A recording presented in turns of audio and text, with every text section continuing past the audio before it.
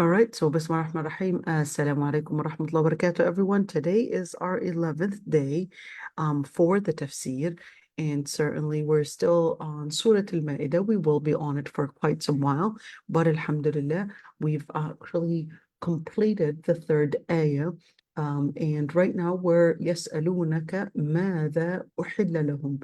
And to go over some of the things that we had said last time, we said that ayah, the reason for the revelation for that ayah, we said, was really because Adi ibn Hatim and Zayd ibn Muhalhil, or the name that the Prophet ﷺ actually named him as Zayd al-Khair, had asked whether when their hunting dogs would go hunt and fetch certain animals for them for hunting, whether they would still be considered as permissible to eat or not, and whether they are considered Maida, or what would be considered as part of what the wild animals would catch, which is right here, or whether there's an exception for hunting animals, or at least for trained dogs or trained animals that are trained just to catch their prey, or at least the different things that they are hunting, whether it's included or not. So this ayah was basically revealed to answer this question. And there are a number of different ayat that start out with yas'alunaka. So we're looking at those very rare and very few times only that we had certain ayat actually start out with yas'alunaka, even though a lot of ayat were revealed really for and because the Prophet ﷺ was asked. But not every single time that the Prophet ﷺ was asked that we would necessarily say, well, this is basically as a result of the question. Whenever there's a question, it has to start out with يَسْأَلُونَكَ.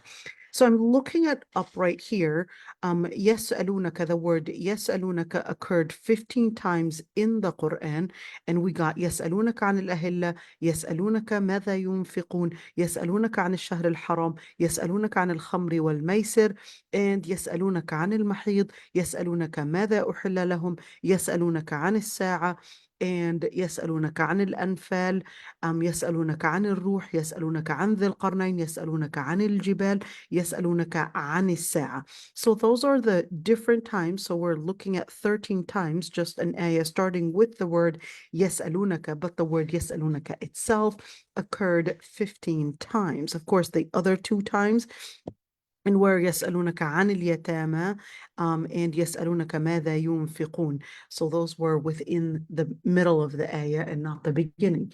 But at the same time, not every time that the Prophet ﷺ was asked a question, remember that the ayah or the revelation would start out with يسألونك, even though there were many ayat where it was an answer to a certain question and it didn't start out with يسألونك. Okay, so يسألونك ماذا أحل لهم قل أحل لكم الطيبات. So they ask you what was permitted upon them, and tell them that what was permitted is الطيبات. Now, one thing I would like to say is that al-Qurtubi wanted to go in details in regards to الطيبات, and went in details in regards to what actually makes a lawful, let's call it, hunt. And in order for it to be a lawful hunt, and of course went more details in terms of mukallibin and what that definition really means, and whether a hunting dog is included, what if I trained a cheetah, what if I trained, something that is considered a wild animal, what if they were to eat some of it, what if they were to bite it, what if they basically killed it in a different way, all these different things. That's what al-Qurtubi went in details with. But other mufassirin, and in particular Tahir ibn Ashur, he went into certain details with al-tayyibat. And I found it interesting because when you look at أُحِلَّ لَكُمُ الطَّيِّبَاتِ, tell them that what was permitted is the word الطيبات, or at least when you're looking at الطيبات. The word طيب is a very broad term. It's a comprehensive word. To actually say tayyib, it actually means what is good. So when you say what is good, Tahir ibn Ashur did an outstanding job in where he wanted to say, well, what actually constitutes of good? What are the regulations of what makes something good? Is eating frogs something good? And we know that right now, especially during the time that we're in, where there because of social media, because of course internet right now, it's really making us see the other sides of the world that we didn't know about people, whether their habits in eating or whether in their lifestyle, or so many different things. We never knew that there were such people that ate these kind of things. And I found it really strange yesterday when I was reading in Tafsir Tahir ibn Ashur. He was saying that it is part of the Tunisian culture that they don't consume the female cow's meat. And I was really surprised why not. And my husband was totally unaware of this, and he was like, I'm not sure if this is even true, but I'm sure Tahir bin Ashur knows more about the Tunisian culture than he does. But or at least perhaps at that time, during that, we're talking about the 70s and we're talking about the 60s. But in the end, you definitely can see that there's certain cultures that influenced even within Muslim countries. So you will see in certain Muslim countries, they will eat horse meat. In other Muslim countries, that's considered something that is haram. And same thing when we're speaking about certain Muslim countries eating shrimp. Other Muslim countries, shrimp and lobster, they would not eat and would consider it as not tayyib. And I know that Hanafis, Sri Lanka, Afghanistan, Pakistan, when you're telling them that that people eat shrimp or lobster, they'd be like, oh, well, we always were under the impression that it was haram. And a number of different reasons to it. Number one is that when we're speaking, pay attention to this one. When we're speaking about what are the regulations to what makes something halal in terms of food and what doesn't make it halal, there are a number of we're talking about the regulations now. So the first regulation, all right, definitely we would go back to Quran and Sunnah.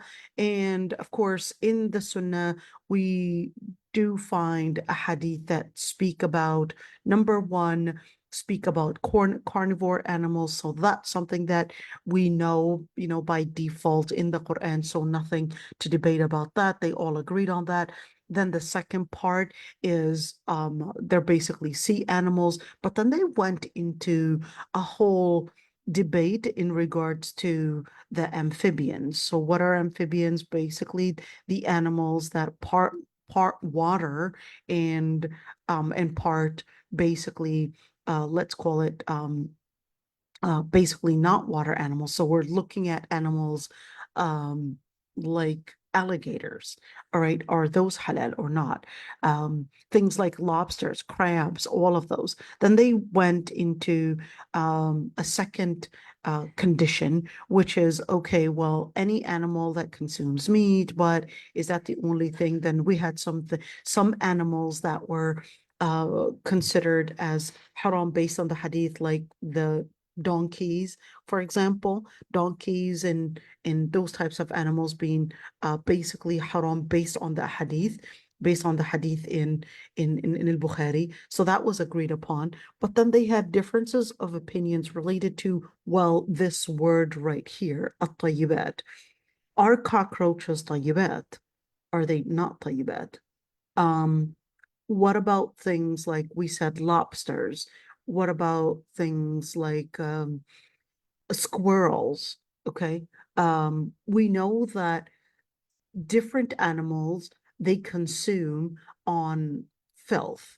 So the animals that would consume on, or they basically survive and live on filth, whether we're speaking about rodents, rats, etc., that they consume filth, therefore they're not considered tayyibat. Okay. But other animals, they're not necessarily, let's call them carnivores. They're not carnivores or omnivores.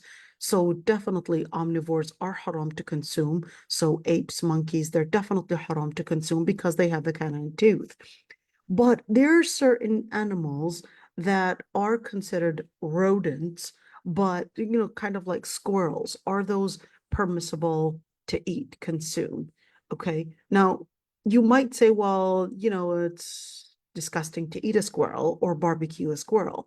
But just by having something actually disgusting to you, it doesn't necessarily mean that it's not included in the tayyibat.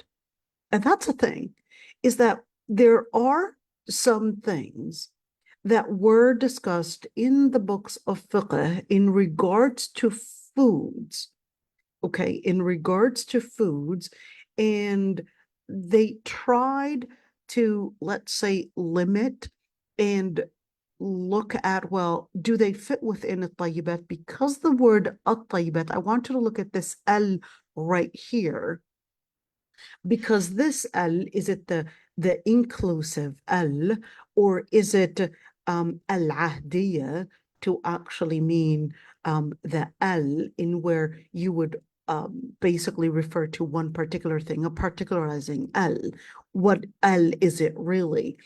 And even the scholars that wanted to go in detail, no, it's a particular kind of al, in where they said, well, it's basically, we would leave it to people. It's the items that are disgusting, you would basically consider it as basically not tayyib. But then, of course, with the openness of culture, can we actually consider man as the reference to really define what makes something disgusting or not? And which man? Is it you, I, which culture? And of course, we know that man himself, that is humans, they cannot necessarily be the resource, because the human beings, they cannot necessarily be completely subjective, because whatever they're exposed to, they become normalized with it, and it becomes something that is basically considered acceptable to them. So we can't necessarily refer to man.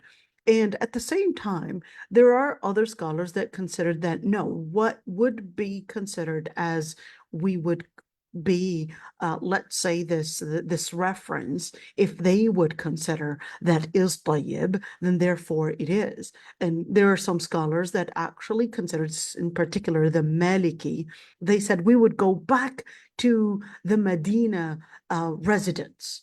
What Medina residents? We're not talking about the Medina residents right now. We're talking about the Medina residents during the time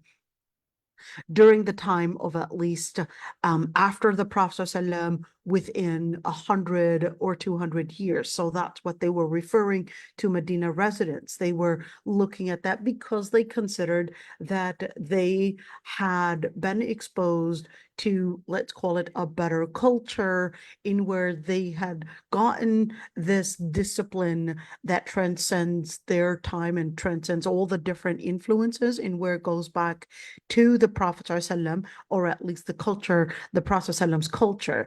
But even that really is not necessarily something that we would necessarily all agree on, because just because in Medina they were exposed to a certain thing, their lifestyle, whether it's agriculture or whether it's the terrain, all that, all that would really be something within their society. And we can't necessarily say, well, I'm going to ask somebody from Medina or the culture within Medina to tell me if this fits in with the category of tayyib.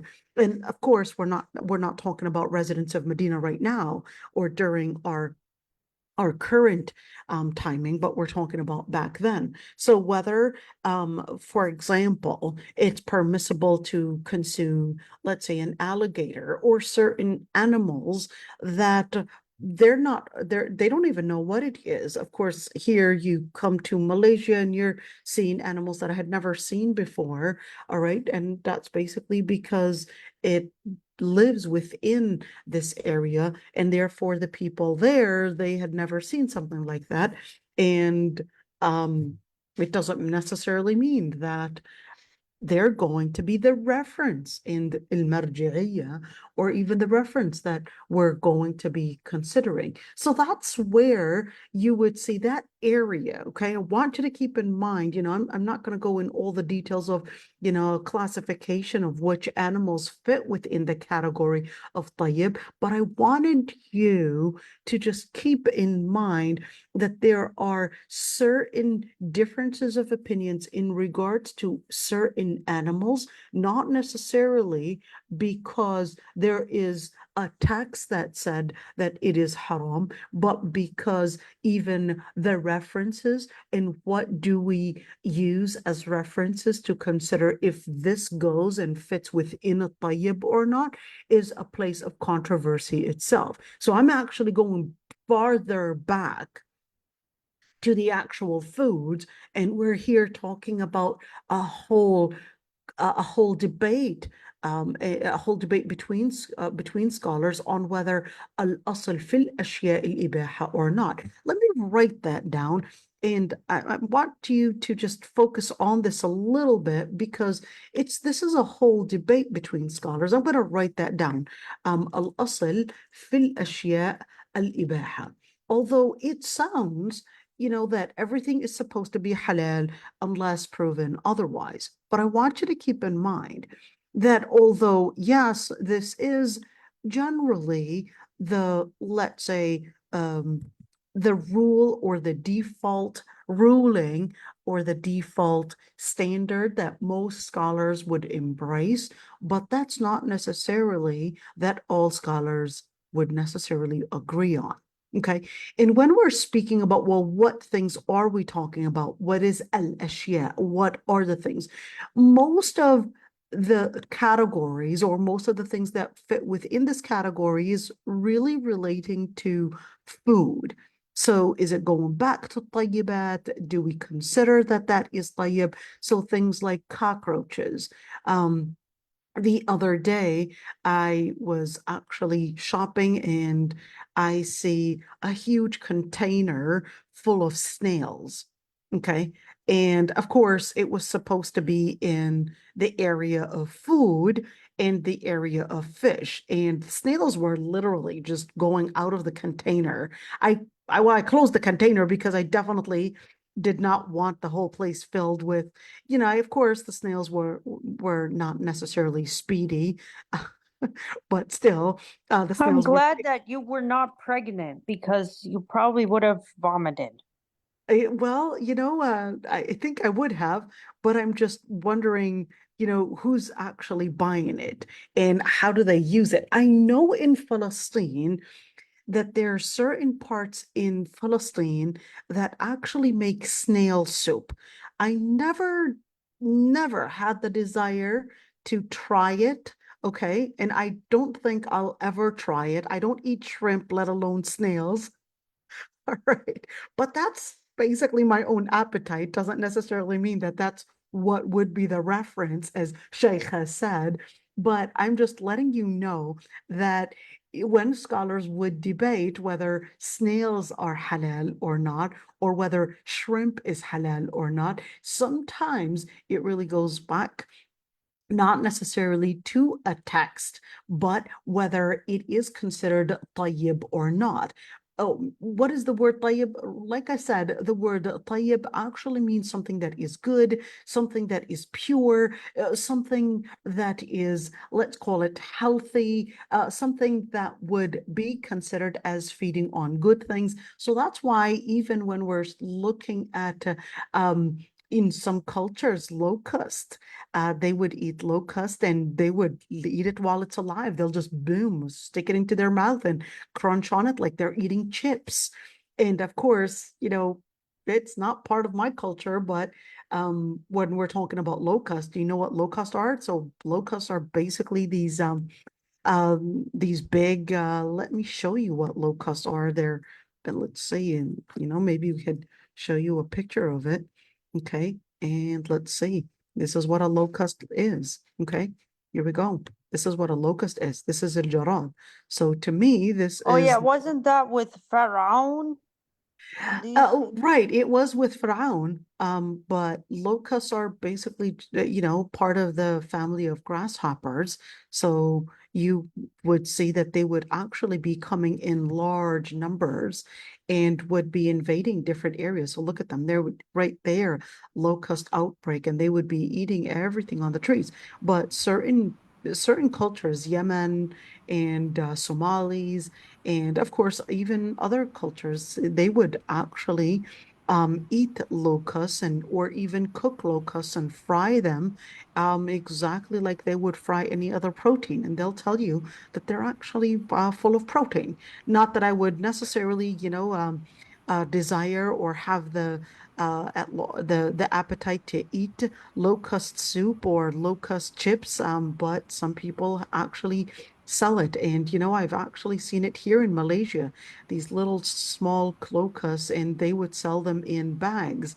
And it's, just me seeing that, it basically, basically, definitely made me feel so disgusted to even look at it. So whenever I'm past that aisle, I'm just turning my head away and I'm like, don't even want to see that there's anybody that consumes that. Anyhow, so, There's so many in the haram. I couldn't even so stand, and many sisters are sleeping, and I was said, "How you could sleep? They're not gonna kill me," and they were sleeping around them. I couldn't even stand Sure, there. they're locusts and not grasshoppers. Grasshoppers are small. Locusts are big. Their Yeah. locusts are as big as probably your finger. So they're as big as your finger and sometimes even extending farther than that. Oh, here we go. Here, look at it. Look at it. Look at this guy. He's basically carrying a locust. So that's basically how big it is on his finger. Look at his hands. You could see it's as big as your finger. So a grasshopper would actually be smaller. See, look at her. It's as big as her mouth. Look at it. Yep. And whatever. I mean, at the end of the day, we know that in regards to locusts, the Prophet ﷺ did actually say, so there is a text about locusts that it's halal. There's no debate about the locust, okay? No debate about the locust because the Prophet ﷺ actually said, "Uhilla lakum maytatani wa daman," and spoke about the locust. It spoke about certain sea animals and basically the general sea animals. Of course, when we're speaking about that الحل ميتته and of course الطهور ماؤه والحل ميتته, that the Prophet ﷺ actually said that the dead animals, of course, unless they're already starting to decompose, then in that situation it would be haram. But if they're not, that we're talking about the sea animals here, we're not talking about the locusts. But jarad was actually mentioned, or at least the locusts were actually mentioned, that they are halal. But I'm here talking about other animals in where what is actually fitting within the category of a tayyib. So what about cockroaches? What about the farm-raised cockroaches? And we're talking about roaches being used in candies, being used in many things in where, That's what they have in Florida. If you go to right. Florida and they have bugs in lollipops. Right. So when we're speaking about, these are farm raised, okay? They would have these farms just to raise these roaches because they would use them in M&Ms, candies, all of these different things. And they would be also within your candies, they would be under the E category. So they would have E102, E134, and whatever it is. They would usually be different insects that are farm raised usually, and that's what would be within the candies. So you would have a lot of the halal, let's call it halal apps, the halal apps, or even the halal categories, in where they would say, oh, there is this E numbers and therefore they're haram. I'm not sure that that's necessarily something that all scholars would agree on. Why? Because is it part of a tayyib? What if, like we said, they're not feeding on they're not feeding on filth. No, they're actually farm raised in where they're giving them certain, let's call it clean food, that is given to them in where it is just basically supervised by these farmers in order to make these roaches or to make these things in order to basically make, food consumption. Is that tayyib or not? So now you see where that debate comes in. Okay, is that tayyib? What if we're feeding them with good things? There isn't a particular hadith that necessarily said that those are haram. Okay, just wanted to say that. I'm not telling you to go and make, biryani roaches. Okay, I'm just here letting you know of what debate is out there. All right, so when we're looking at what if they were fed clean stuff, and is it necessarily halal? Is it necessarily haram? We don't necessarily have a hadith or an ayah relating to each and every single animal or each and every single thing out there. We do have certain general categories in regards to certain animals, but they debated and went into stronger debates in regards to different things, including, believe it or not, al-jalala. What are al-jalala? Let me just write that word down so we can, kind of have at least some of these words written down. Okay, oh boy, it went away all of a sudden. Where'd it go? Okay, here we go. Okay, I want you to look at this when we're talking about al-jalala. What are al-jalala? So the word al-jalala actually comes from the hadith where the Prophet ﷺ, did actually speak about al-jalala themselves, even if it was a cow feeding on different animals, let's say corpse or just different animals, and they're basically just feeding in where the Prophet ﷺ had naha an labani shatil jalala. Well, let me show you these hadith right there so you could see it. So here we go. So when you're looking at al-jalala, the Prophet ﷺ, here's a hadith, Ibn Abbas, radiallahu anhuma, because his father was a Sahabi, which is the Prophet ﷺ's uncle Al-Abbas, Ibn Abdul Muttalib, and Ibn Abbas. Naha Rasulullah ﷺ an labani shatil jalala. Here's the word, that the Prophet ﷺ had forbid drinking or consuming the milk for the jalala. What are al-jalala? So al-jalala are basically the animals that feed on things that is not necessarily, let's say, the natural consumption. So let's say we're talking about sheep, or whether we're talking about goats, or whether we're talking about camels. If, let's say, they're not feeding grass, they're not feeding on what is supposed to be a healthy consumption, they're feeding on garbage, they're probably fed things that are probably dead animals because of the scarcity of food, so they're just eating whatever. That's basically al-jalala.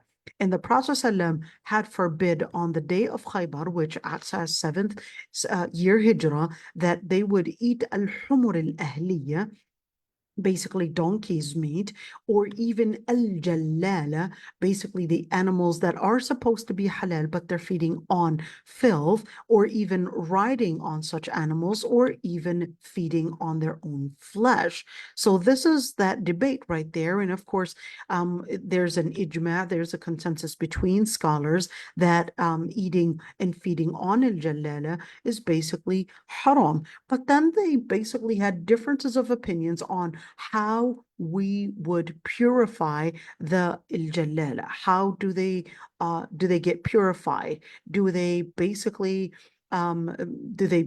get purified by, let's say, 3 months, or is it more? Or, and of course the details go on and on. So just wanted to just keep that one in mind. So because they regarded that, of course, well, because it's regarded as not tayyib, even if it is actually halal in its origin, but because it's not feeding on what is considered good or what is considered as as clean, then therefore it becomes jalala and haram to consume. Just wanted to lay out those areas just to let you be aware in terms of, okay, when you would say that scholars having differences of opinions in regards to shrimp, is it because shrimp are basically feeding on the feces of other fish? But does it fit within the category? Does it fit within the category of the Prophet ﷺ actually said, Al-hillu maytatuhu, even the dead fish or the sea, its animals are basically halal to consume, and even the animals that are considered dead within the sea, they're halal to consume. Is it fitting within this category or not? Things like shrimp, things like lobster, etc. But of course, the reason why Hanafis regarded that shrimp, lobster, what else? All these different animals is because the shell, they considered shell animals are haram because they consider that they fit within the category of not necessarily being, let's call it animals that are basically containing flesh, but they're more of animals that would have shell, and the shell was basically not giving them the purification. I'm not sure how they basically saw that, but they considered that shell animals are a type of insect. Okay, they considered that shell animals are insects and therefore not fitting within the category of tayyib. All right. That's really interesting. I find it as really interesting. Okay. وَمَا عَلَّمْتُم مِّنَ الْجَوَارِحِ مُكَلِّبِينَ. This is where we left off at last time. And we went in mukallibin and we said the word mukallibin is basically the dog owners. And of course, they would train their dogs in order to hunt certain animals for them. And of course, some scholars and many scholars actually considered that this is exclusive to hunting dogs, and therefore whatever is hunted by hawks or even, let's call them wild birds, that's not necessarily included. And of course, right there you see that majority of the scholars did actually regard that basically the wild animals, wild birds, if they were to catch an animal for let's say their trainer, and the person catches that animal before it actually dies, and then basically does what is called the zakat. Remember the zakat, in other words, slaughters that before it even dies, that it's basically halal. So why did they have this, let's call it distinction between what a wild dog catches and between what a wild bird catches? They distinguished, or they had the distinction and distinguished that the dogs were distinguished because they're capable of having the training. You're able to, I guess, see and rely on the dog's trainings, and also I don't want to call it intellect because it's not necessarily intellect, but they're the dogs, you could encourage them to get a certain reward if they were to do a certain thing, and also they would recognize how to not avoid, how not to eat, or to even avoid, even if they had the desire to eat it. In other words, we're able to deal with dogs in training better than birds. So with birds, it's not really the same. So that's where that difference, or at least let's call it the rationale behind this difference. And of course, we did go in speaking about the types of dogs. And of course, well, we didn't say the types of dogs per se, but we said that if it's not black, if it was taught by a Muslim, if it basically is trained, if it were to be encouraged to do certain things, or whether it would respond to certain instructions and directions. So that's that area. And when we're speaking about responding to instructions, considering certain directions, etc., then therefore it would understand that once it catches a certain animal, then therefore it would not eat it or even basically prey on it. And then if it's a Muslim that trained that animal, what if it's someone else? That's exactly what we wanted to talk about today. All right, let me first talk about the black dogs just a little bit, We're going to talk more in details, but just so that we're not jumping in that book, in Al-Qurtubi's book. All right, so for the black dog, of course, if we're speaking about a black dog being behemoth, and when we're speaking about and where it's wild, it's not necessarily trained, they would all agree, of course, that a black dog is not something that is recommended. Let's leave it at the word not recommended for a bit, and then we'll go in details. And the reason for that the black dogs, the Prophet ﷺ, منع صيد الكلب الأسود. The Prophet ﷺ had forbidden the hunting of a black dog. We're not talking about you hunting a black dog. We're talking about you training a black dog, and that black dog becomes basically the let's say your friend in hunting. So the Prophet ﷺ said, Al-kalbul aswad shaytan. The black dogs are basically shaitan. But here's one thing, is that scholars had differences of opinions on interpreting this wording when we say Al-kalbul aswad shaytan, whether the black dog really is, let's say, part of the jinn. And the reason for that is because there is a hadith where the Prophet ﷺ actually said that al-kilab ummatun min al-jinn, that dogs are basically a tribe of jinn or a nation of jinn. But here's one thing, is that scholars also debated when we say that dogs are a nation of jinn, whether that is, to be understood in a verbatim way, whether that is literally that they're actually a nation of jinn, and therefore we would treat them as such, or whether that black dogs, or even dogs being a nation of jinn, whether that is a metaphor. So just keep that in mind. And we're same thing, al-kalb al-aswad shaitan, whether that is a metaphor, that they are that they have evil features, that they have certain behaviors that are similar to jinn, and not necessarily having some form of exorcism happening on the black dogs, and therefore this is a jinn right there looking at you through the eyes of this black creature called a dog. So just wanted to let you know, is it a metaphor or is it literally? That debate is there.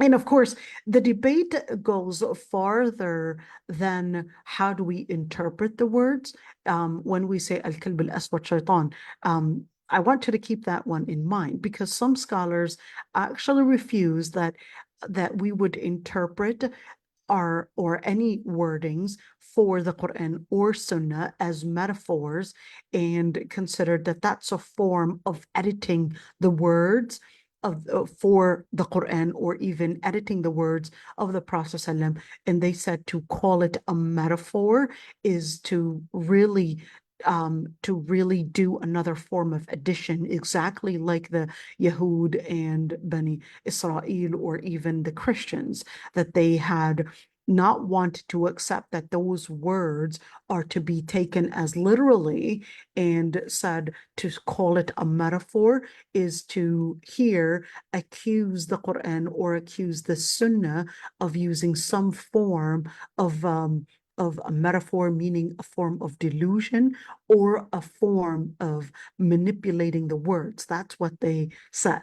So the scholars that refused that any of these words were to be called a metaphor, they considered that that was accusing the Quran or the Sunnah of manipulating certain words, and that it is to be rejected. Well, definitely, if somebody is to accuse the Quran or the Sunnah of manipulating words, that's kufr on the spot.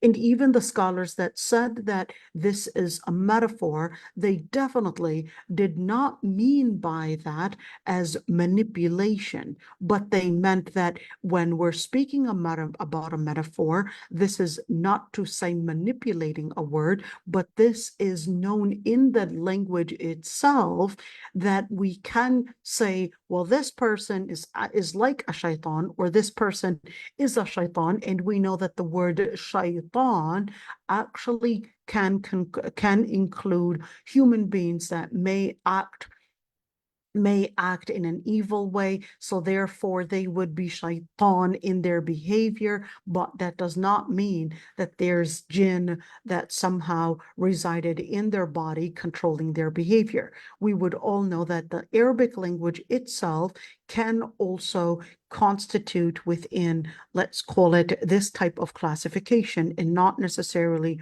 meaning that this is a form of manipulation. So just wanted you to go within this debate. How do we understand it? Is this a form of manipulation, or is this, or at least this interpretation to say that this is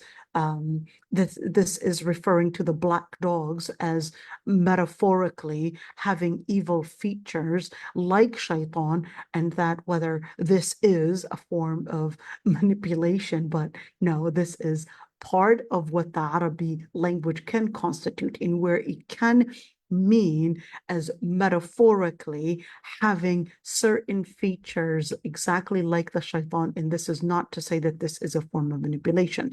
The other scholars that supported the opinion that no, they're actually jinn that basically had been formed into different animals. They did consider that certain animals can basically transform into different animals, exactly like we would talk about a snake, for example, or black dogs. And they said, well, later on they can't transform back, but they transformed into that animal, and then it became something that later on became that society. Okay, so in other words, they have certain features of jinn because they are actually jinn, and they became basically these animals. Just like some scholars actually said, that was kind of rather strange, said that pigs and apes, they go back to the Bani Israel when they were transformed into that curse. All right, but the majority of the scholars had actually said that that curse only happened during that time, and therefore the apes and the pigs that we see today are not necessarily the Bani Israel cursed, and that's their children. So no, that's not necessarily the case. Those are animals that were not cursed, but they were created by Allah subhanahu wa ta'ala, and therefore Yeah, I wondered about that yeah, so it's no. because the translations, subhanAllah. Yeah, so I mean, I'm just laying out the differences of opinions. I'm just laying out those things that definitely might sound rather strange, but I'm just laying it out there. I know some people are going, or some scholars might actually disagree with me and say, why are you even laying out everything that is out there? The reason why is because right now, especially during our times, people are capable of going to the books of probably tafsir, or let's call it the traditional books.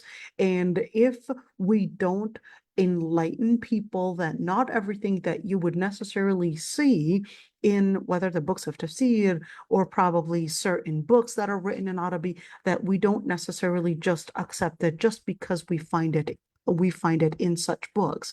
All right, and that's why it's important that we would learn the tools of how we sift. Let me use the word sift. We would sift what goes back to the Islamic evidences, and we would learn how these classifications happened, just so that we would also sift our vision and have sifted interpretation to make sure that we are free from the different influences. So I would lay out those interpretations that you might actually find even in the books of tafsir, because I'm seeing a lot of people that would right now go back to the books of tafsir or go back to the books of let's call them the traditional Islamic books, and sometimes they say certain words or certain quotes, and then they would take it and start saying, well, I've got an Islamic interpretation that supports my interpretation. You'd be like, wait a minute, just because you see it in the books of tafsir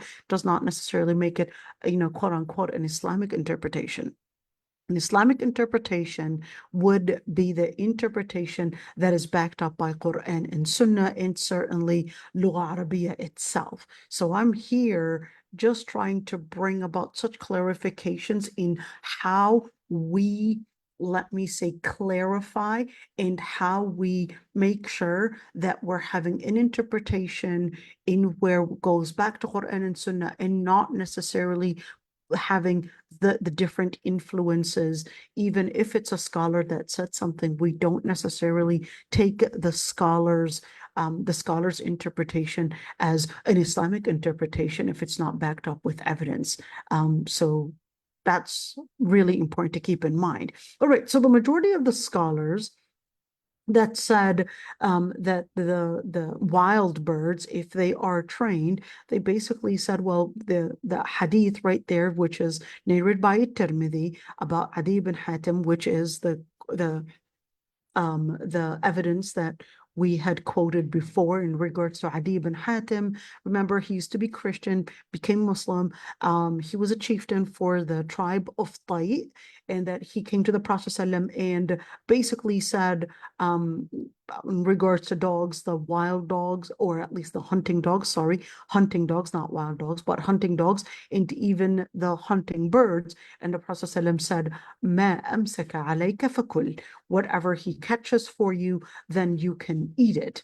All right, so you could see this hadith is narrated by Tirmidhi. Here's the number of the hadith. All right, and here's one thing, is that this hadith, al-Qurtubi objected on the authenticity of this hadith, and he said that this narration, or at least this hadith, basically has a particular narrator that is a weak narrator. I want you to look at this one, a weak narrator, and therefore he objected to it. Let's see. In where the weak narrator, he said right there, Mujalid ibn Sa'id, and that Yahya ibn Sa'id had considered him as weak, and therefore Daraqutni as well said he was da'if. So therefore, for even this quote and this piece of it, you could see that it's basically a place of debate, right? So at the end, that's why you could see there's that focus more on dogs and when they are trained on what they could actually what they can actually be trained in order for us to consider that their catch is basically something that is permissible, because you had trained them not to eat it, you had trained them to bring it over, you had trained them to basically do exactly as directed. So they're not finding any animal roaming around and just bring it to you. But no, they were directed to do one specific thing. They knew how to do it. They knew how to basically catch that animal. They knew how to, so it became kind of like you putting in a certain target to do a certain thing. All right, so they said there's no differences of opinions in that regards. If basically إذا أرسلت كلبك وذكرت اسم الله عليه فكل, if you sent your dog and you had mentioned the name of Allah subhanahu wa ta'ala, then eat that. In other words, that you can consume that, and you could see that that's until that piece of speaking about dogs in that hadith, that one until there, that one was actually mentioned in Sahih Muslim. But the piece in regards to the other details in terms of ma amsaka alayka fakul, or even the birds and all of that, that's the area of, let's say, controversy right there. But then scholars had differences of opinions. When the hadith said, إِذَا أَرْسَلْتَ كَلْبَكَ, if you are to send your dog to fetch for you, and you mention the name of Allah subhanahu wa ta'ala, whether this mentioned the name of Allah subhanahu wa ta'ala. So here it is. Let's say you had a dog, let's make up a name. You called your dog, I don't know, Catchy. Okay. You said, Catchy, go catch that deer over there. Okay. And Catchy runs, and you said, Bismillah, Wallahu Akbar. And here it is. Bismillah, Wallahu Akbar, Catchy, go get it. Okay. And then Catchy goes, runs, boom, catches that deer, brings it to you. Scholars did not have differences of opinion on if Catchy brings that deer that you said Bismillah Allahu Akbar, that's permissible or not. But let's say that I basically sent Catchy, I said, Catchy, go get that. And I didn't say Bismillah Allahu Akbar. Is it permissible or not? Is it permissible if Catchy brings that deer, and I would bring it, and then basically when I basically got that deer, I basically just, cut it up, sliced it, removed whatever is not necessary, whatever, the skin, etc. And then before eating, I said Bismillah. Okay. So that piece of it, is it to say ذكرت اسم الله عليه? Is it when I'm sending Catchy, okay, to get that hunt, or is it when I'm basically eating that ذكرت اسم الله عليه? So that's right there, that a place of debate. We're going to get there, inshallah. All right. If the person was to send their hunting dog, basically, in order to just lahu. In other words, I'm here, I'm just training my dog, and I'm just here having fun. Me and my friend, we're going out hunting, but we're here trying to, I guess, bet one another on who their dog will get the most animals, and therefore we're basically here just having fun with it. Then in that situation, it would be considered as makruh according to Malik and Ibn Abd al-Hakam. I don't want to go into details of Ibn Abd al-Hakam. He's actually really interesting to talk about. But some scholars still, even if the name of Allah subhanahu wa ta'ala was not mentioned, they considered that if you trained a dog and basically they would go fetch that's still permissible. And certainly Layth ibn Sa'd had said the same thing. Let me just talk about, before speaking about Ibn Abd al-Hakam, I think it would be more important to talk about Layth ibn Sa'd. Even though I don't want to really get off topic, but really quick, Layth ibn Sa'd was mentioned to be even more scholarly than Malik himself. Layth ibn Sa'd lived in Egypt and was actually considered as having his own school. But the reason why it wasn't necessarily, let's say, recorded and didn't become famous as we would say the Maliki madhab or the Shafi'i madhab or those madhab, really because the students themselves did not, let's say, do a good job in recording, supporting the ilm, and it became the lost ilm. So that's the same thing today. So it was really the students, subhanAllah. I think because you mentioned him before, right? I did. So here's the thing, is that, the teacher himself, there's so much to do in getting the ilm. It really becomes incumbent on the students to do the job, whether it's to record it, to at least pass it on, and certainly to keep track of the ilm, create schools, create, let's say, institutions. That's what keeps track of the ilm from getting lost. So if you look at the Madhab Maliki, for example, you had a number of students. They basically created institutions. The institutions, they started bringing in students. The students started, let's say, bringing more development onto that madhab and kept on adding to it. And then it became a madhab, it became a school, let's say it that way.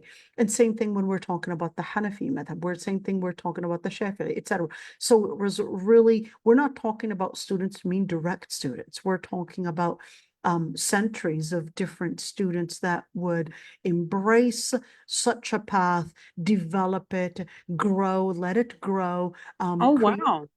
institutions that Centuries. Subhanallah. centuries. We're not talking about direct students in where, they're right there doing the job and say, I'm going to create that school for my teacher. It didn't actually happen like that. We're talking about centuries of different students in institutions, centuries of students really, in where they would support the madhab and in different ways to teach it to others or to explain it to others or to even develop it even further. And when we say develop it, sometimes even Malik himself would probably not recognize what happened, and of course, would not recognize how this was actually developed in such way. So, they would take usul al-madhab. They would take the fundamentals, the basis of the madhab, and then one century after another, they would grow on it. So if we would look at al-Qarafi, or we would look at al-Shatibi, for example, and they were Maliki madhab, and we're talking about almost 6 centuries after Imam Malik. If you were to look at Al-Qarafi or you look at Al-Shatibi in their books in terms of the fiqh, it would be completely different than how the fiqh started out. Think of it as a building. You would build the basis of it, but then the students later on, they would continue building more on that and probably putting so many additions, probably adding a park, probably adding maybe a street, maybe even adding a whole mall next to it, maybe adding a whole, maybe a set of additions onto that, and where the building started out as a very crude building, but then others started expanding with their vision of how they can make such a building, for example, become more than just a simple building, but they built so much on it. Same thing when we're talking about Shafi'i madhab, in where what a Nawawi had built, or Rafi'i, or even a Ramli, or even the other, of course, scholars, and what they added to the madhab Shafi'i is definitely different than how it actually started out. Same thing, we're looking at the madhab Hanbali, what Ibn Taymiyyah in his contribution, or even Ibn Rajab in his contribution, and the list goes on in what contribution even that happens even until the time of today is completely different than how the madhab started out. So it really becomes, a responsibility for the students and how we can make this idea or this basis presented and presentable to those that are out there. All right. So Layth ibn Sa'd, he said, ما رأيت حقا أشبه بباطل منه يعني الصيد. فأما لو فعله بغير نية التذكية فهو حرام. Ironically, let's see, Layth ibn Sa'd, although his words, look at the word, he said ظاهر, in where it seems that that's what Layth ibn Sa'd had actually supported, but it wasn't really clear, because he said, I never saw anything that was considered haqq that is similar to batil. What is that? In where that's actually the words of Ali ibn Abi Talib. The words of Ali ibn Abi Talib when the Khawarij, they basically said that they were going for al-Hakimiyya, for Allah subhanahu wa ta'ala, and they wanted to reject Ali ibn Abi Talib's Khilafah. And they basically said, we're going to take whatever is in the book of Allah subhanahu wa ta'ala. But what they were really meaning is that they had their own interpretation. So haqq yuradu bihi batil. Some may use the words of truth and actually intend with it to get into batil, to get into, let's say, to get into batil, in where what they really intend is really a delusion or a manipulation. So this can happen. So just be careful. And where he said, well, when we're looking at hunting, if somebody were to go and send their hunting dog and they did not actually slaughter the animal than just having the animal, whether it's a dog, just having them hunt and bring that prey. It doesn't mean that that's necessarily making it as halal.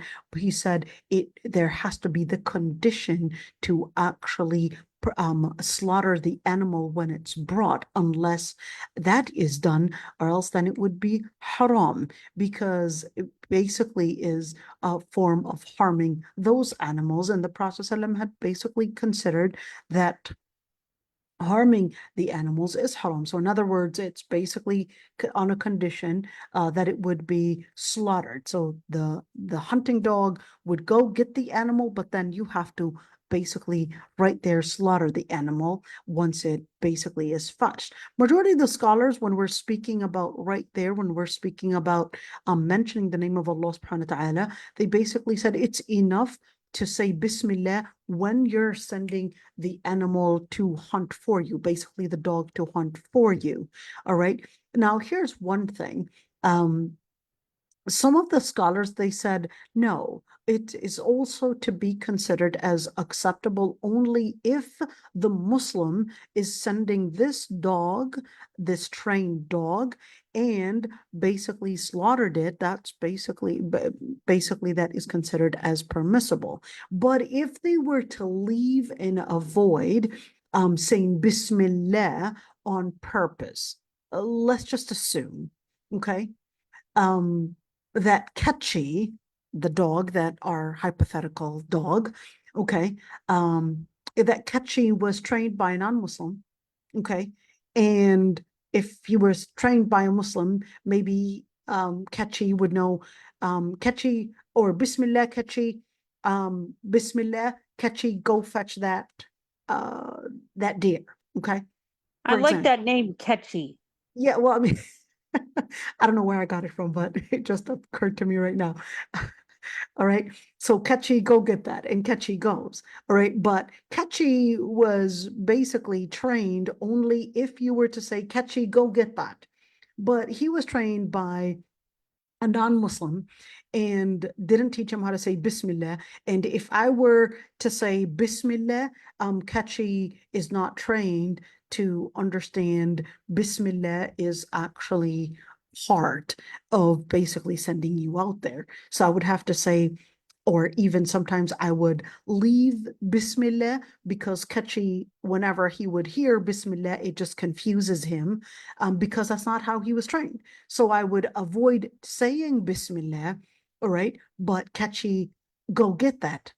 And that's the only way he works. So some scholars had basically considered that what was mentioned in the hadith is for a nadb. What is a nadb? A nadb meaning that it is liked and recommended, okay? That it is liked and recommended, and therefore, if you were to leave out Bismillah, Catchy, go get it, for example, whether on purpose or whether because you had forgotten, scholars had differences of opinions on whether that still makes whatever was caught permissible or not. All right, let's see. So Malik had actually, why is he always, that is al-Qurtubi, always referring to Malik, and he's always emphasizing on Malik's opinion and Malik's madhab? Because al-Qurtubi himself is Maliki madhab. Let's see. So for the Maliki madhab, they basically said you would not eat if Bismillah was avoided on purpose. But you can eat if the person had forgotten to say Bismillah and just said, Catchy, go get it. He was just so happy to see the deer over there and just said, Catchy, go get him. Okay. And then Catchy just goes and runs. But then, oh man, I forgot to say Bismillah. All right. So let's see. Some scholars basically said that no, majority of the scholars actually said that no, saying Bismillah is recommended, but is not a must. All right. So when does it happen? Is it when I would send Catchy to go and get it? Or is it when Catchy is going and I'm like, Bismillah, Bismillah, and Catchy is already gone? Or does it have to be in front of Catchy? All right. I hope I know that catchy or catchy is also a language, so please don't be offended. I absolutely do not mean to offend any catchy friends. This is just a name that I invented right now. Okay. Okay. So just to mention that one, I'm just going to make the story short because, okay, I know, yeah, let's say I'm just trying here. What if, of course, we would send the wild animals, all right, and they basically would go, they're only trying to get to animals and basically hunt, all right, do we necessarily just accept? So let's say Ketchy was going on a walk for himself, but then Ketchy all of a sudden brings me a deer. I didn't send Ketchy to go fetch a deer, but Ketchy just brings me a deer. And here's Ketchy. It's like, hey, master, I got you something. Okay. Is that permissible or not? Majority of the scholars consider that it is not permissible because Ketchy went to hunt for himself and we didn't send Ketchy to go get that. And therefore, the hunter cannot necessarily regard what Ketchy brought because he was not directed by me. Ketchy was just going on a walk, and Ketchy just brings, I guess, this deer that he hunted. Therefore, whatever Ketchy brings is not necessarily something that we would regard as permissible just because Ketchy got it, because Ketchy got that prey for himself. But he came and brought it for me. Well, you didn't send Ketchy. What's the evidence? Well, the Prophet ﷺ said, إِذَا أَرْسَلْتَ كَلْبَكَ الْمُعَلَّمِ. If you had sent your dog that is trained, in other words, you put in the direction, you put in basically the order, and therefore majority of the scholars would say that whatever Ketchy brings, all right, is not necessarily going to be permissible for you to consume just because Ketchy brought it or your hunting dog brought it, not until you basically train it in where to accept and follow your commands. That's when you're going to accept it. All right. And here, some scholars like Ata ibn Abi Rabah and al-Awza'i from Lebanon, and of course lived in Yemen for some time. Anyhow, he basically said, well, actually, if this hunting dog was basically going out for hunting, then in that situation, whenever they would hunt is basically considered as included within this ayah. So what is the preponderant? What is the preponderant in that regards? Well, with the preponderant, wallahu a'lam, is that if we're looking at the training, so the whole object is to make sure that the hunting dog not only is following your commandments and your orders, but we're needing to make sure that there's no ambiguity in basically whatever our hunting dog brings. There's no ambiguity, and that he is only trained only to get whatever I would send for him to go hunt. In other words, it's a specific hunting way and not necessarily finding anything and grabbing it for me. Why? Because there is a possibility. If there is a possibility, let's say it that way, if there is a possibility that this dog probably fetched something that was dead, and there's a possibility that that was a deceased animal, then in that situation, there is this possibility that I could be eating dead meat, and certainly that would be haram.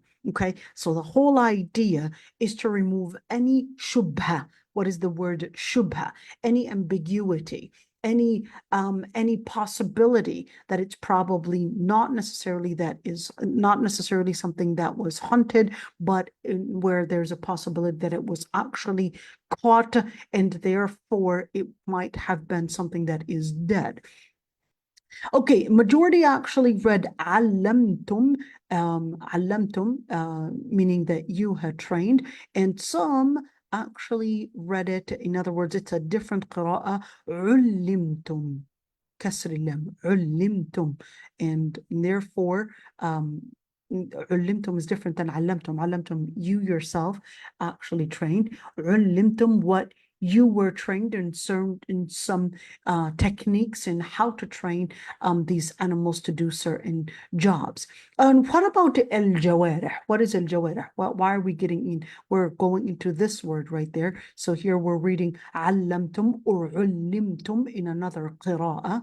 All right. So علمتم would be that you trained those dogs. علمتم in how you were trained. In other words, it's letting you keep in mind that, hey, any potential that you have in teaching and training dogs, it's really from what Allah subhanahu wa ta'ala had taught you. In other words, the experience, it's the potential that Allah subhanahu wa ta'ala had given you. من الجوارح مكلبين. So من الجوارح مكلبين. So now here we go. Now we're talking about الجوارح right there in where الكواسب. What is الجوارح? الجوارح, I want you to look at this word right there. This is the word that we're working on. الجوارح are basically the different things that you might actually use in order to fetch something. Okay, so it's basically your hands. Those are also jawarih. Basically the different extremities, they're basically called jawarih, things that you're basically using, tools that you're using in order to do something. So those would basically be called jawarih. But al-jawarih, although let's call it a comprehensive word, but al-jawarih within this context is actually referring to different types of animals, certain kinds of animals, certain kinds of wild animals that basically have certain powers. So you look at, for example, we're not talking about secret powers, but we're talking about, let's say, eagles. You can't compare eagles to chickens, all right? So you'll see that eagles, whether it's in their sight or whether it's in their ability to fly high up, or even their recognition for the world around them, or even, of course, you can't have two eagles living in the same area because they have a certain territory. So there's a subhanallah, it's just amazing how Allah subhanahu wa ta'ala created certain animals and how some would live in certain territories and others would know you can't live within a territory that reaches out to certain amount of spaces, etc. And some of them would live high up in order to basically have a better view of what they want, and of course have the ability to fly or even glide at a certain level, or even see at a certain distance, and have the speed to even catch their prey at a certain speed, etc. All of that, it's just amazing, just subhanallah to even see. All right, so those are al-jawarih. Okay, those are jawarih, basically the wild birds that are capable of doing that. So those are also exclusive to what al-jawarih are. All right. So we're going to get to the details. Are these included in where, let's say, I train an eagle or I train a hawk to do certain fetching for me, all right, or certain, let's say, big birds to do certain catching for me. Is that considered part of this or not? So we're going to get to that, inshallah. In the meantime, it is 1:23, and I noticed that because of the amount of information, I'm starting to see people lose their focus because it's virtual. So I decided to stick as much as I can to 1:30, at least my How time. can you see that if we're not here? I could see it from the numbers going up and down.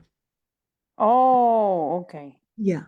So from the numbers going up and down, I could see people are starting to lose their focus. There's like, okay, that's too much information. So that's how I could tell. All right.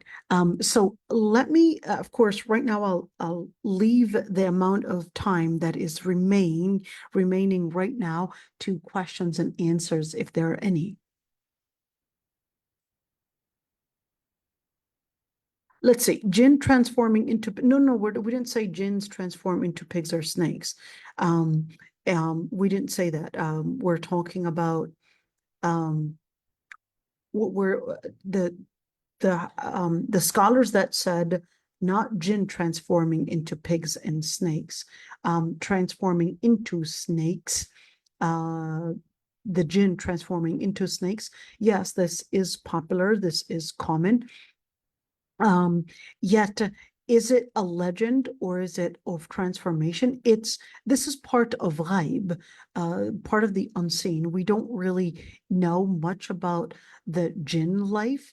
And I would say many times we would see different scholars, they might actually say, yes, they transform and all of that, but there's really no evidence, to be honest. There's really no evidence, at least what I mean by evidence, I mean textual evidence to support whether they can transform into jinn, into snakes or transforming. There's really no evidence in terms of text. And what I mean, let me use a certain, let me explain something here. So let me, I'm just going to use this when there's in where there's the hadith that are sahihah, that are authentic, are basically having dhanniyat ad-dilala. Let me explain this one. So just by having an authentic hadith, it doesn't necessarily prove always a certain direct statement.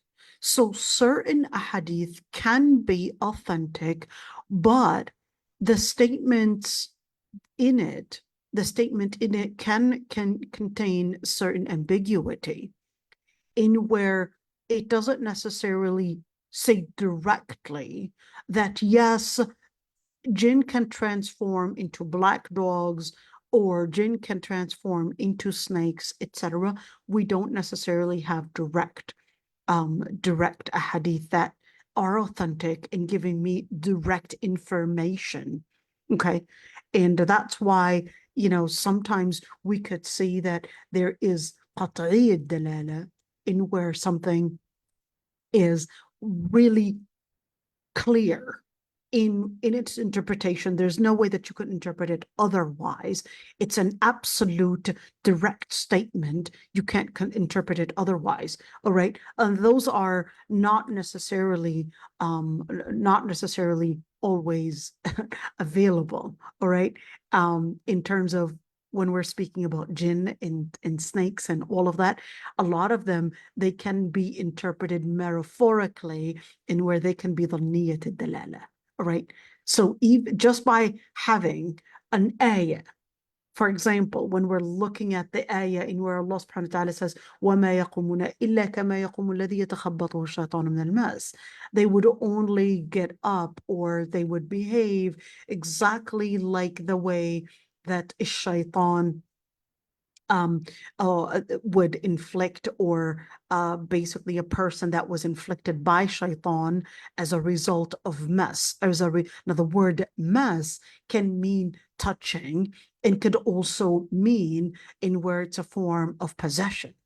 So is possession real or not? So the ambiguity within the word, and exactly like how we were talking about black dogs being shaitan, is this a metaphor, or is this to be understood literally that they're shayateen, that they're actually shayateen? So that's the same thing in where that world of jinn is really part of ghaib, part of the unseen, and therefore to be let's say to be completely determined and say yes, they do transform and really be so sure about it is really not supported by evidence. All right. And can these actually carry a lot of legends? The answer is it is possible.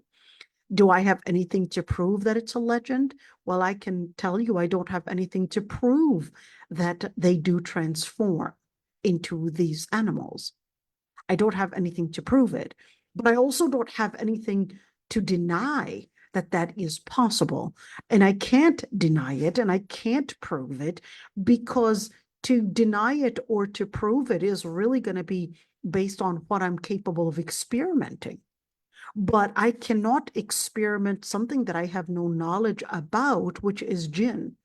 Jinn is completely outside of the biology or even the physics that we as human beings were capable of studying. So therefore, to deny that this is possible is really based on the different things that you had learned of what is possible. You had learned of what is possible based on your experiments. And you're basically including within your experiments things that are not within the possibles. The jinn is not within your area of experiment. That is our area as human beings of experiment, because they're outside of our area of experiment. So therefore, to say what is possible and what is impossible on jinn is basically impossible. I know now I'm starting to go possible, impossible, and starting to sound confusing. Just, just put it within the area in where that's alam al-ghaib, and there's no way that we can experiment or even know more about the jinn within our area of intellect, within our ability, because we've got limited data and we cannot experiment jinn, and therefore to even call it a legend is really they're going to be calling jinn legends. The only reason why I believe in jinn is not necessarily because I had seen jinn. I didn't see a jinn. So according to, of course, a scientist, or at least the scientists, they would basically say, well, jinn is legend. Why? Well, because they cannot experiment jinn. It's not within something that they could see, they could detect, etc. So it becomes a legend. Okay, so if somebody believes that jinn is a legend, then therefore anything that relates to jinn is going to be a legend. But as Muslim, the only reason why I would believe in the existence of jinn is because I know that there's resource in the Quran and Sunnah that they told me about their existence. So therefore, my resource of information is coming from al-Wahy. All right, it's not, it's coming from al-Wahy, and therefore I would have to say, did al-Wahy / text, Quran or Sunnah, give me details in regards to the transformation of jinn or the possession of jinn? And I would say that the text itself is rather containing, one, some of it is authentic, in some of it is authentic text, but the authentic text is not giving me necessarily direct and absolute information, where I would say if somebody denies, okay, if somebody is to deny, yes, I don't believe that jinn can transform into snakes, I'll say, you're a kafir.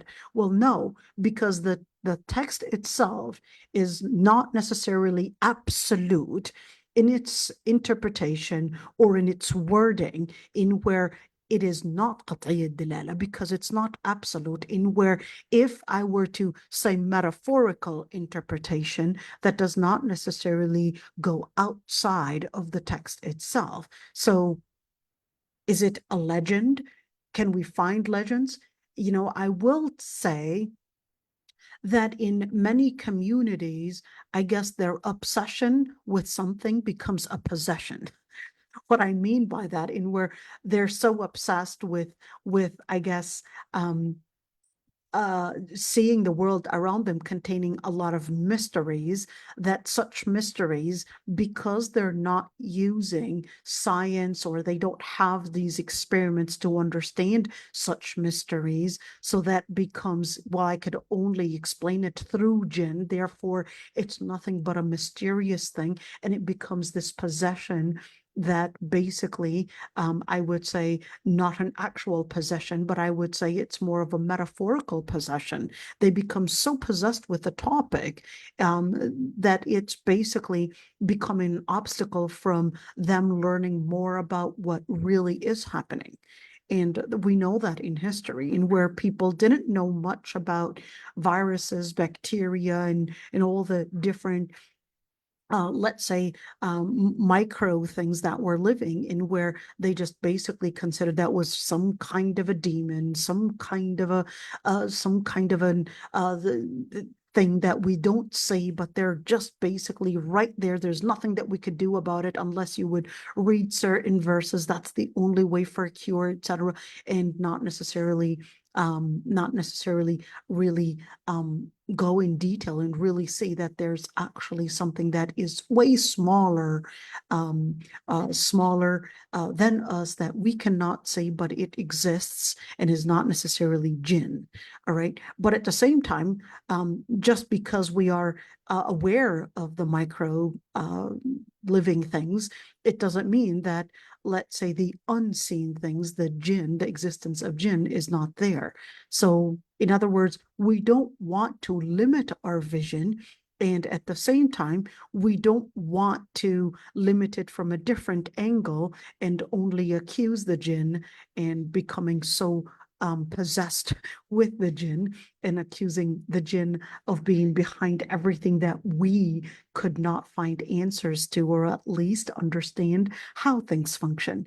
So this is just this area in where I don't know how we got into that, but I guess Sister XPS, you brought it up right there. So I'm just trying to explain it right there. So, you know, it's really interesting when we're speaking about that topic. I personally this topic about the jinn, I don't really have answers to a lot of the questions in regards to jinn. I didn't used to believe in any of that. I just used to believe that they exist, and okay, they may harm, but I don't know how. But then I was really put in, it really started out with people really begging me to do ruqya, and I would always tell them, you could do it yourself. And they would just beg me, please just do ruqya. I don't know how to do it. And I started out doing ruqya really because I didn't want to hurt the people and tell them, please do it yourself, do it yourself. I don't do ruqya. But then with me going into that area, I discovered that there's a different world that I was so arrogant to really recognize. I thought I was being smart, rational, in rejecting that such things really do exist. And I let my arrogance for a long time, I guess, overcome me. But it isn't until I started doing ruqya that I realized that there's a completely different world out there that I don't know of. And that all I could say is, I don't really know how these things do harm. I don't really know how things are affecting these people. But I'll tell you one thing, it's not psychological for real. I'll tell you that for sure, because there's no way that psychologically you can force yourself to vomit blood. There's no way that psychologically you can make yourself or even push your stomach out and actually have your stomach actually rotate in certain way. There's no way that somebody that has no knowledge of Arabic language, not in any way, all of the sudden follow my instructions when I tell them to do things in Arabic, and they would answer. There's no way that that is at all of something psychological. So there are certain things that I had seen. There's no way that can be explained through science, but at all, there's no way. But I could just say that our knowledge about this world is وَمَا أُوتِيتُم مِّنَ الْعِلْمِ إِلَّا قَلِيلًا. Our knowledge about this world is very small and is very limited. And to think that by thinking that I can deny all of this and deny even their influence, that I'm being rational, etc. Well, you know, go ahead. You want to deny it, deny it. I'm not going to force you to believe in it. But there are certain things that, expand your world and expand and know that there's so much out there that we don't know of. It's just a different area. Let's just say it this way. It's just a different area that you just have to be humble to say, Allahu A'lam. That's all I could say. Allahu A'lam. I don't have answers to all of these things that I had seen and I had experienced myself. I don't have answers to that, but I could say Allahu A'lam. Does the text necessarily bring answers? Not all the time. Even the text itself, it didn't give us answers to each and every single question. So we just say Allahu A'lam. Just wanted to say that. I don't know how we got into that, but I promised to end on time. And yeah, we passed 10 minutes of our time, but that's all right, inshallah. Any other questions? Oh dear. This is it. Inshallah, we'll continue tomorrow, and we're going to talk more about the different things that Al-Qurtubi was saying. Hopefully, we're going to pass faster than today. Tomorrow, inshallah, speaking about the different topics in relationship to dogs and what they catch and the wild animals, and what about if it's a trained dog that was basically catchy, was trained by someone else, and catchy basically got the order from, let's say, my Christian friend. All right, what happens then? So, inshallah, stay tuned for more episodes on catchy. All right. Okay. Assalamu alaikum. Alaikum assalam wa rahmatullahi wa barakatuh. Mumtain, how are you doing? Assalamu alaikum. Alaikum assalam. All You right. just have to get goofy sometimes. Yeah, I mean, yeah, for more episodes on catchy. Okay, assalamu alaikum. Alaikum assalam.